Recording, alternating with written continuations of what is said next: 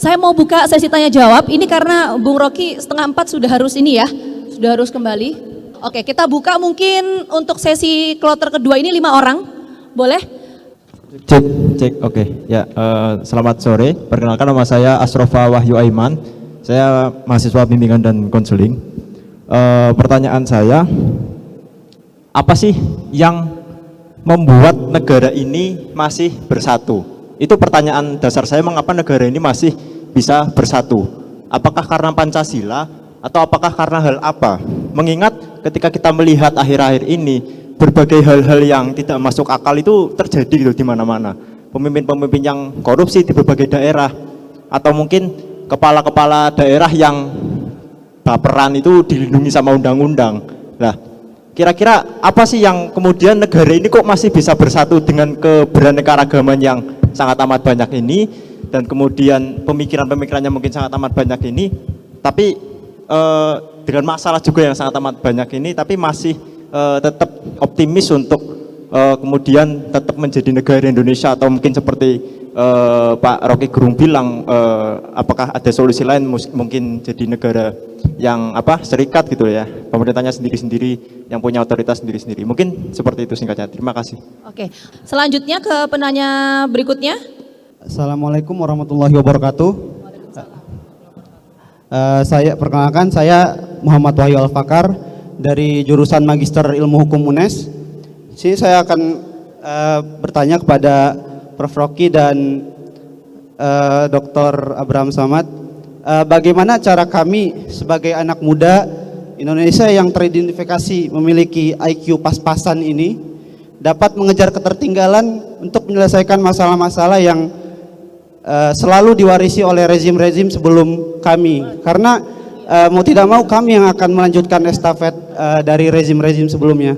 Baik, terima kasih. Wassalamualaikum warahmatullahi wabarakatuh. Waalaikumsalam warahmatullahi wabarakatuh. Terima kasih banyak Khairul. Oke, selanjutnya ke penanya ketiga. Assalamualaikum warahmatullahi wabarakatuh. Waalaikumsalam warahmatullahi wabarakatuh. Perkenalkan, saya Bayang Setio, saya mahasiswa biasa aja. Oke, pertanyaan pertama. Ketika hari pertama ospek, kita disuguhkan bagaimana kita harus peduli akan sosial, peduli akan masyarakat dan sebagainya. Kemudian itu juga didorong bagaimana kita mahasiswa memiliki posisi untuk melakukan perubahan dan melakukan sebuah pembaruan. Tetapi pertanyaan pertama, apakah masih relevan ketika kita memandang mahasiswa sebagai sebuah agent of stand, social control maupun iron stock, di mana saat ini ada fenomena, yakni fenomena FOMO, kemudian impostor syndrome, open recruitment syndrome, bagi-bagi jabatan syndrome, etc. etc. Nah, sehingga sekarang yang fenomena saat ini di mana mahasiswa itu hanya berorientasi pada bagaimana produktivitas, sehingga ada bias dari mana produktivitas itu menjadi kesibukan. Pertanyaan kedua, saat ini gerakan-gerakan kekirian di kampus itu acap kali dianggap sebagai sebuah hal yang tabu, di mana seperti itu hanya sebuah akal-akalan para cutting untuk memperoleh tujuan mereka dan sebagainya. Tapi yang kemudian bahwa gerakan-gerakan itu tidak memiliki orientasi yang kanan kiri atau arus bawah. Nah, saat ini mahasiswa itu mulai lupa untuk, dan kehilangan keinginannya untuk bisa berjuang untuk bisa melihat apa saja yang ada, apa saja kerusakan yang ada di kita. Sebenarnya kita menutup mata adanya kerusakan lingkungan, kita menutup mata adanya kesenjangan sosial, kita menutup mata bahkan ada seorang menteri yang diberikan gelar konservasi padahal dia melakukan kerusakan lingkungan yang besar.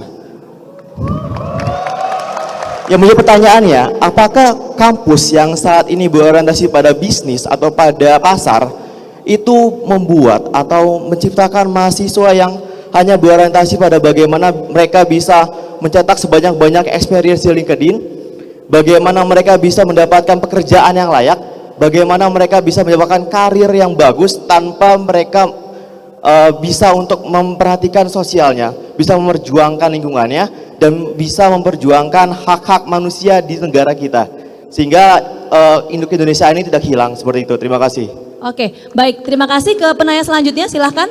Assalamualaikum warahmatullahi wabarakatuh. No Rocky, no party. Ya nggak ngerti. Oh, ya oke guys. Jadi sebelumnya perkenalkan, nama saya Namiroh dari Fakultas Ekonomi yang baru-baru ini berubah menjadi Fakultas Ekonomika dan Bisnis angkatan 2021. Oh ya, pertanyaan saya itu terkait tentang kan tadi untuk Pak Abraham ya. Jadi kita kan disuruh untuk anti korupsi, tetapi terkadang dari atasan itu kita regulasi-regulasi yang membuat kita harus korupsi. Misalnya SIM tembak. Kan itu susah banget ya Pak, kita membuat SIM, tapi ternyata kita harus membuat SIM nih buat kita tidak melanggar peraturan. Akan tetapi susahnya itu membuat kita harus korupsi dengan cara yang SIM tembak tadi seperti itu. Jadi bagaimana menurut Bapak, kita sebagai pemuda itu melawan hal-hal seperti itu, tapi kan itu udah ada regulasinya.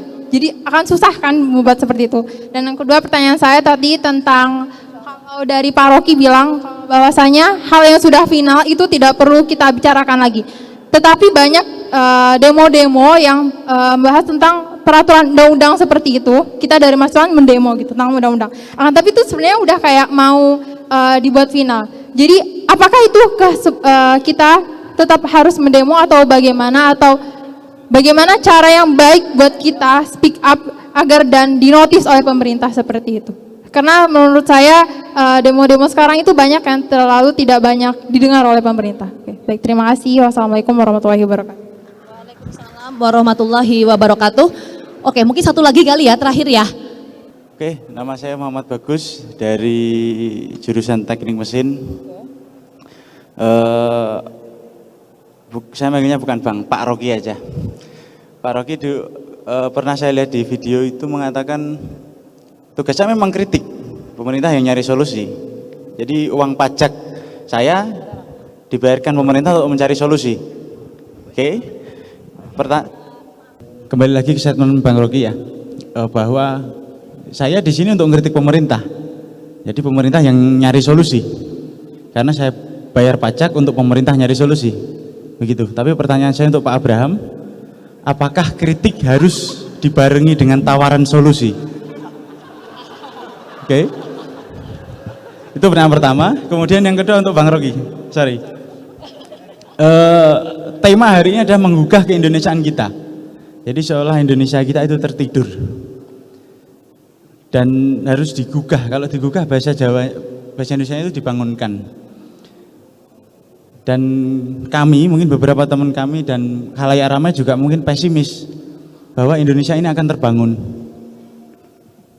Jadi bagaimana menurut Bang Rocky agar bisa memotivasi kami agar pesimisme kami menjadi optimisme? Oke. Terakhir Pak. Ya.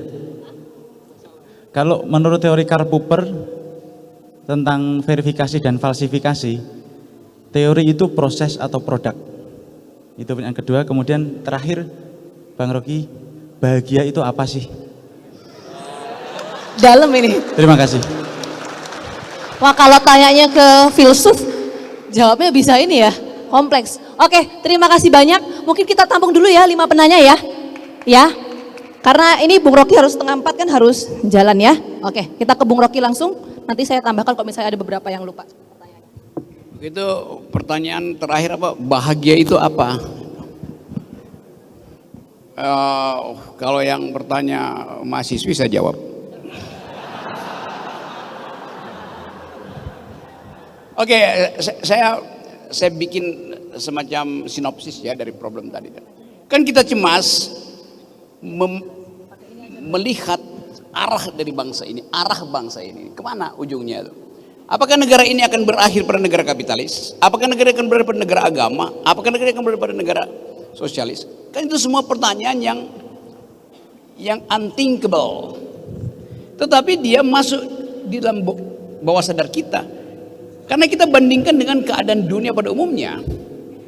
Ada kecemasan di Ukraina, ada kecemasan di Cina, ada kecemasan di dalam negeri Amerika sendiri. Lalu kita lihat, kita bisa bertahan apa enggak, dia tanyakan tadi. Kalau secara ekonomi bangsa ini enggak mungkin punah karena seluruh mineral terbaik ada di sepanjang garis khatulistiwa. Semua kita punya. Tetapi justru itu soalnya. Yang kita punya itu tidak kembali menjadi milik kita. Di zaman Pak Harto, yang kita sebut sebagai konglomerat waktu itu atau oligarki, diberi hak oleh Presiden Soeharto untuk mengeksploitasi sumber alam kita. Tetapi yang balik ke negara masih 33-35%. Zaman Harto. Menghasilkan apa itu? Menghasilkan SD Impres, menghasilkan puskesmas, menghasilkan stabilitas politik. Tetapi ongkosnya adalah otoritarianism. Tetapi nggak ada orang yang pada waktu itu ya orang miskin ya akses terhadap yang disebut 9 kebutuhan dasar itu tetap bisa kita percaya. Karena setiap hari Rabu Harmoko atau bahkan Menteri Perekonomian datang depan TVRI, harga cabai sekian, besok harga bawang putih, harga beras, harga minyak sekian. Dan nggak mungkin lain, nggak mungkin berubah.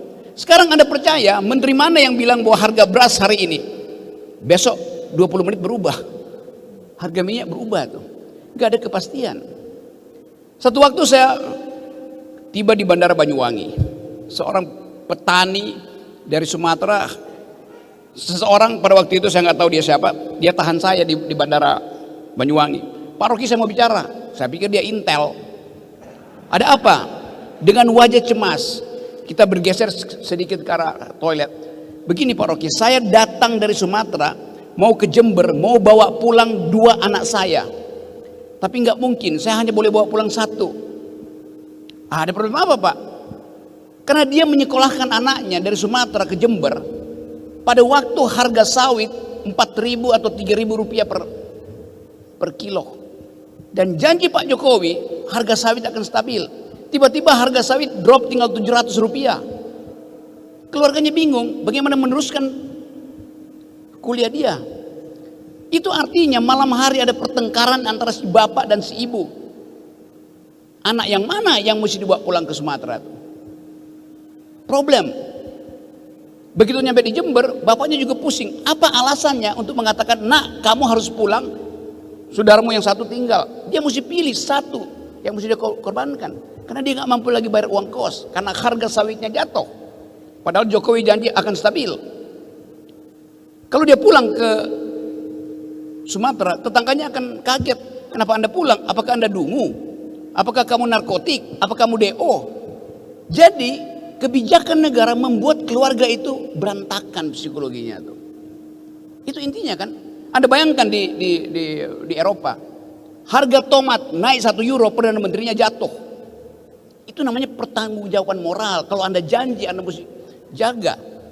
Sekarang Pak Jokowi janji semua hal, nggak ada satupun yang dipenuhi. IKN itu tidak masuk dalam perjanjian dengan Anda tuh. Tiba-tiba ada IKN. Kereta cepat sampai sekarang mangkrak. Tagihan Cina supaya Indonesia lakukan sendiri kenaikan ongkosnya, dan bebannya itu ada pada suku bunga Cina yang tinggi, nggak bisa dinegokan tuh.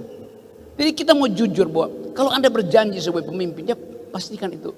Ya kalau nggak bisa, ya Anda mundur. Itu yang saya sebut tadi, bahwa saya kasih kritik. Lalu Presiden aparat bilang, Anda cuma kasih kritik Pak Rocky, solusinya apa? Anda kita gaji untuk cari solusi, dungu. Kan dia kita gaji. Masa nanya ke kita solusinya? Seluruh peralatan teknokratik ada di sana. Kita hanya beritahu bahwa Anda tidak memenuhi janji Anda. Solusinya apa? Ya turun. Ganti, gampang kan? Tapi itu yang kita sebut mental kita itu rusak karena obsesi pada kekuasaan. Sehingga dalam soal korupsi pun, Anda bayangin korupsi sekarang. Tagline-nya, berani jujur itu hebat. Kurang ajar betul. Saya dosen dari hari ke hari jujur, nggak perlu dibilang hebat. Jadi seolah kejujuran itu harus diberi insentif, harus diberi honor. Nah semua kita jujur. Apa Ustadz nggak tersinggung dibilang berani jujur itu hebat? Dokter mesti tersinggung.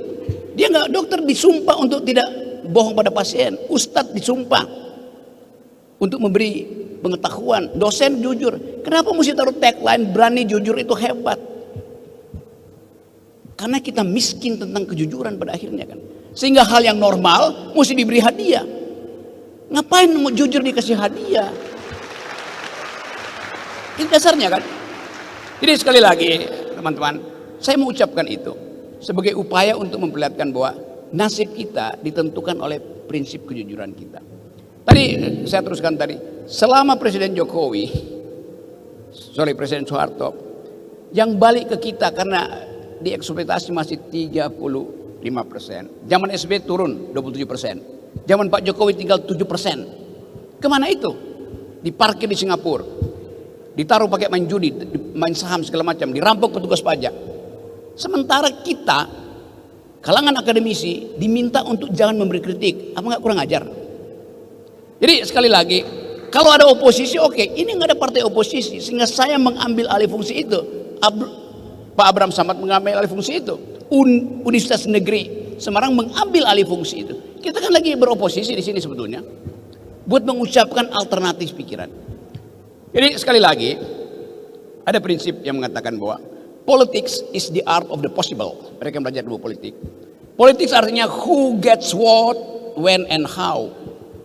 Tetapi dalam keadaan tidak normal, politik bukan begitu. Kita ingin ada perubahan dan seringkali orang bilang nggak mungkin mahasiswa lakukan perubahan, nggak mungkin universitas lakukan perubahan. Enggak. Politics is the art of attacking the impossible. Justru yang impossible itu yang menantang kita untuk kita buktikan. Jadi teman-teman sekali lagi, sering mungkin kadangkala saya harus sedikit memprovokasi supaya kita terbangun dari kelelahan berpikir. Jadi kebangsaan kita hari ini adalah kritik. Makasih. Baik, terima kasih banyak Bung Rocky. Ini sayang sekali pasti masih banyak teman-teman mahasiswa, mahasiswi yang masih ingin bertanya tentunya ya. Tapi sayang sekali, ya terima kasih banyak Bung Rocky sudah meluangkan waktunya pamit karena untuk saya kita mesti siang hari kejar ini. pesawat. Dan apa yang saya ucapkan tadi saya pertanggungjawabkan secara metodologis tuh. Seringkali saya ucapkan itu dengan fasilitas yang disebut tadi falsifikasi. Membatalkan sesuatu agar supaya kejujuran itu tumbuh kembali. Jadi kita batalkan dulu prinsip-prinsip bodoh hari ini di dalam rejim, lalu kita percaya bahwa akan ada tunas baru yang tumbuh. Saya terangkan itu dengan cara yang agak filosofis dan orang selalu menganggap bahwa filsafat itu membawa kalian ke jalan yang sesat. Tapi saya pastikan saudara akan tersesat di jalan yang benar. Baik.